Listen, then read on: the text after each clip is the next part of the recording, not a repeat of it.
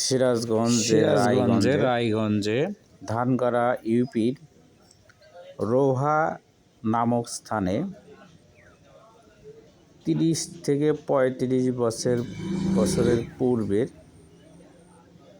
যোগাযোগ ব্যবস্থার জন্য একটি সেতু নির্মাণ করা হলে বর্তমান সেতুটির অবস্থা এতই নাজুক যে এখান দিয়ে রিক্সা, ভ্যান, মোটরসাইকেল এবং উৎপাদিত কৃষিপণ্য বাজারে নিয়ে আসা এলাকাবাসীর জন্য কষ্টসাধ্য হয়ে পড়েছে।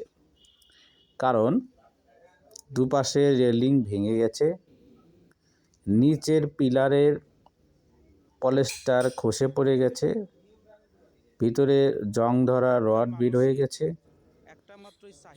অনেকেই এখান দিয়ে রাতের বেলা চলাফেরা করে না, ভয় করে। কারণ একটাই, হয়তো কোন সময়। আপনার নাম বাবাজি? ভারী যানবাহনের কারণে।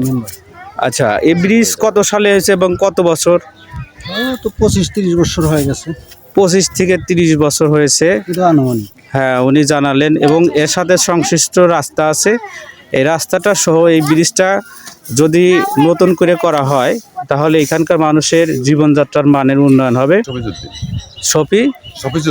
শফিজউদ্দিন, আপনারা কি চাচ্ছেন?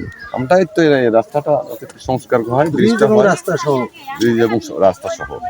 এবং রাস্তা সহ নতুন করে রাস্তা বা ব্রিজ, আচ্ছা, হলে পারে এখানকার লোকজনের দুর্ভোগ থেকে তো মুক্তি পায়।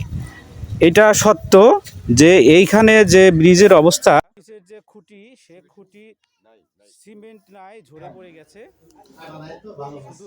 উপজেলা প্রকৌশলী জানালেন, রায়গঞ্জ উপজেলার শতাধিক ব্রিজের প্রস্তাবনা দেওয়া থাকলেও এই ব্রিজটি আছে কিনা সেটা তার জানা নাই, কারণ তিনি মুঠোফোনে যোগাযোগ করেছি তার সাথে।